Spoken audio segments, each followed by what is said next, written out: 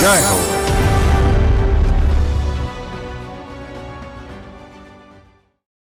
గుమాయించే వంటకాలు, నోరూరించే మిఠాయిలు, పసందైన బిర్యానీలు, జిహ్వ చాపల్య ఆహార పదార్థాలు. జరుగుబాటు ఉన్నవారికి ఇవన్నీ తినటం పెద్ద విషయం కాదు. కానీ బతుకే ఎడారిలా మారిన అనాథ బాలలకు అవన్నీ అందని ఆహారాలే. శరణాలయాలు, వీధుల్లో ఉండే అలాంటి చిన్నారుల ముచ్చట తీరుస్తున్నారు హైదరాబాద్లో ఖాజా మొయినుద్దీన్ అనే సామాజిక కార్యకర్త. నవాబ్ కిచెన్ ఛానల్తో తన ఆశయ సాఫల్యానికి బాట వేసుకున్నారు.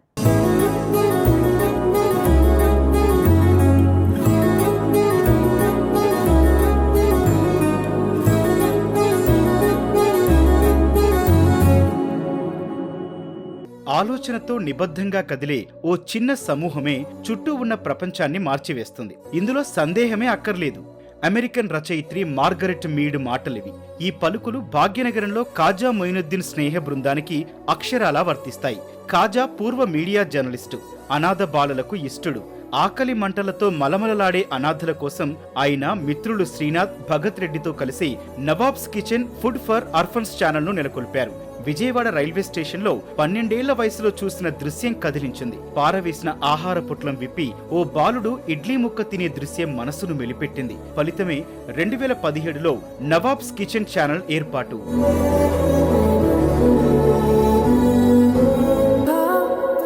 ఒక సంఘటన నా లైఫ్లో జరిగింది. అంటే స్పెషల్గా ఎలా ఇన్స్పైర్ అయ్యారు అని అడిగితే మాత్రం విజయవాడ రైల్వే స్టేషన్లో ట్రైన్ చాలాసేపు ఆపుతారండి. నేను విండో సీట్లో కూర్చొని ఏదో ఆలోచిస్తూ బయటికి చూస్తున్నప్పుడు బెగ్గింగ్ చేస్తూ ఒక 6-7 సంవత్సరాల పిల్లాడు ఎవరో సగం తిని పడేసిన ప్యాకెట్, దాంట్లో సగం ఇడ్లీ ముక్క ఏరుకొని ఆ పచ్చడి నంచుకొని అదే ట్రాక్ మీద కూర్చొని అంత హడావుడిగా తింటున్న ఆ సీన్ నా బ్రెయిన్లో ఒక ముద్ర పడిపోయింది. మేబీ అదే నా నవాబ్స్ కిచెన్ కి అది పెద్ద ట్రిగ్గర్ పాయింట్ అయి ఉండొచ్చు నా ఒపీనియన్. ఖాజా గుంటూరులో పుట్టి వరంగల్లులో పెరిగారు. ఉన్నత విద్య పూర్తయ్యాక దశాబ్దానికి పైగా ఎలక్ట్రానిక్ మీడియాలో పనిచేశారు. చదువుకునే రోజుల్లో ఇంటి బెంగ ఉండేది. అప్పుడు వంట చేసేవారు. అమ్మమ్మ నేర్పిన వంటలు చేసి సంతోషంగా గడిపేవారు.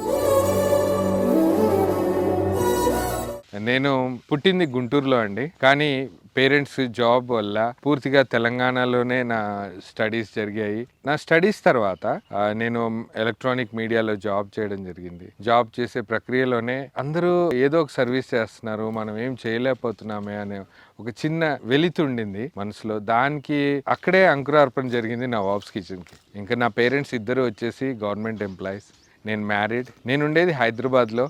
నేను చదివింది పోస్ట్ గ్రాడ్యుయేషన్ చేశాను, MBA. ఆ తర్వాత జర్నలిజం చేశాను, ఆ తర్వాత ఎలక్ట్రానిక్ మీడియాలో జాబ్ చేశాను.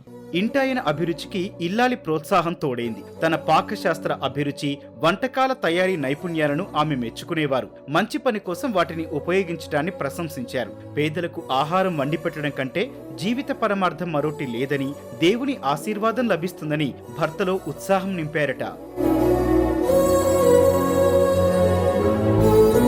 ఇంత పెద్ద పని చేయడానికి ఫ్యామిలీ సపోర్ట్ చాలా అవసరం. ఏమాత్రం వాళ్ళు మనకి సపోర్ట్ చేయకపోయినా, ఇంత బిజీ షెడ్యూల్లో వాళ్ళకి టైం ఇవ్వకపోయినా నా ఫ్యామిలీ మెంబర్స్ చాలా సపోర్టివ్గా ఉంటారు. అసలు ఇది వర్కౌట్ అవుతుందా అవ్వదా, ఈ కాజ్కి మనం క్యాపబుల్లా కాదా అని తెలుసుకునేడానికి ఒక 6 months నేను అసలు నా పేరెంట్స్కి కూడా చెప్పలేదు నేను ఈ వర్క్ చేస్తున్నానని. కానీ ఫస్ట్ నేను షేర్ చేసుకుంది నా వైఫ్తో అండి. తను ఎంత సపోర్టివ్ అంటే డెఫినెట్గా సక్సెస్ అవుతుంది. ఖాజాది పెద్ద చెయ్యే, చేపట్టే ఏ పనైనా భారీగానే ఉంటుంది.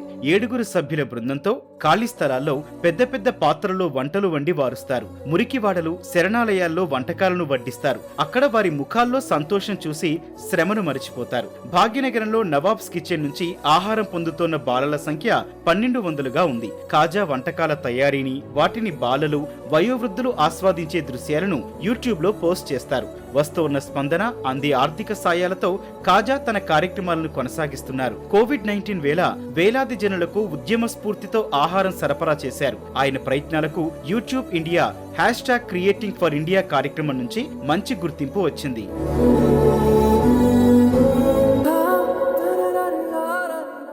నవాబ్స్ కిచెన్ యూట్యూబ్ ఛానల్ 2017 సెప్టెంబర్లో స్టార్ట్ అయిందండి. ఫుడ్ ఛానల్స్ దానికి మంచి క్రేజ్ ఉండింది. సెప్టెంబర్ 11th కి మేము ఎగ్జాక్ట్ గా ఫస్ట్ వీడియో వదిలాము. ఇప్పటికి నాకు తెలిసి ఒక 1100 వీడియోస్ వరకు చేసి ఉంటాం, అంటే 1100 రెసిపీస్.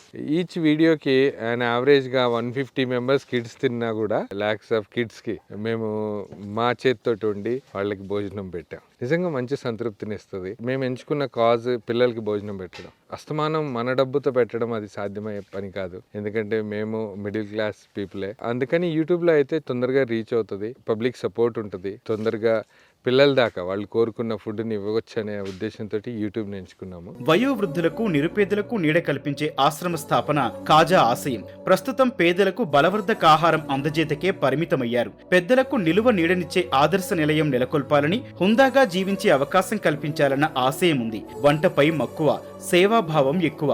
కరుణ, అభిరుచితో చేసే ఈ పనిలో ఎంతో గౌరవం ఉందని విశ్వసించి ముందుకు సాగుతున్నారు. తనకు చేతనైన వంట పనిని ఆశయ సాఫల్యానికి సోపానంగా మలుచుకున్నారు. ఇన్ని సంవత్సరాల ప్రయాణంలో చాలా సార్లు అనుకున్నాము ఒక మంచి స్కూల్ స్టార్ట్ చేద్దాం, ఫ్రీ ఎడ్యుకేషన్ ఇద్దాం ఈ స్ట్రీట్ కిడ్స్ కోసం, లేకపోతే ఈ స్లమ్స్ లో ఉన్న వాళ్ళ కోసం. ఇదే ప్రయాణంలో ఓల్డ్ ఏజ్ హోమ్స్ ని కూడా విజిట్ చేయడం జరిగింది. ఒక్కొక్క హాల్లో ఒక 10-15 మందిని ఉంచడం, వాళ్ళకి చేతనంత సాయం వాళ్ళైతే చేస్తున్నారు. కానీ నాకు ఎక్కడో వెలితి కనపడింది. ఏజ్కి వచ్చేసాక వాళ్ళు కొన్ని పనులు వాళ్ళు స్వయంగా చేసుకోలేరు. కొంతమంది అయితే రోడ్ల మీద అనాథలుగా ప్రాణాలు కూడా విడుస్తున్నారు. నాకు ఇంత సపోర్ట్ ఉంది, ఇంత ఫ్యాన్ బేస్ ఉంది, ఒక ఓల్డ్ ఏజ్ హోమ్ స్టార్ట్ చేస్తే ఎలా ఉంటుందని ఒక చిన్న ఆలోచన, అది ఇన్ని సంవత్సరాల తర్వాత దానికి కార్యరూపం దాలుస్తుందని చెప్పొచ్చు. అభిరుచి, కరుణ, సేవాతత్వంతో జన జీవితాలనే మార్చివేస్తుందని కాజా నిరూపిస్తున్నారు. చిన్ననాటి సంఘటన ప్రేరణతో తన ఛానల్ వేదికగా అనాథలు, పేదలకు కోరిన రుచులు అందిస్తున్నారు. వంట వార్పు, చిన్నారులు, వయోవృద్ధులకు ఆహారం అందించే దృశ్యాలతో చేసిన వీడియోలకు ఎందరెందరో స్పందించి సాయం అందిస్తున్నారు. ఇక్కడ చూడాల్సింది ఉచిత ఆహారం కాదు, ఆయన ఇస్తోన్న ఆత్మవిశ్వాసాన్ని, నింపుతోన్న ఆనందం గమనించాలి. నా ఈ ప్రయాణంలో నేను నిజంగా విజయం సాధించానా? ఇన్ని సంవత్సరాల ఈ ప్రయాణంలో నా ముందు చాలా గోల్స్ ఉన్నాయి, చాలా చేయాల్సిన పనులు ఉన్నాయి, చాలా అచీవ్ చేయాలి. నేను చాలా ప్రౌడ్గా ఫీల్ అవుతాను కూడా. ఇంతమంది పిల్లలకి నేను స్వయంగా కడుపు నిండా తిండి పెడతాను. ఎవరైనా ఆపదలో ఉన్నా, ఏదైనా సాయం కావాలన్నా నేను వెనక ముందు ఆలోచించకుండా నేను చేయగలుగుతున్నానంటే నన్ను నేను నిజంగా స్వయంగా సక్సెస్ అయినట్టే ఫీల్ అవుతాను.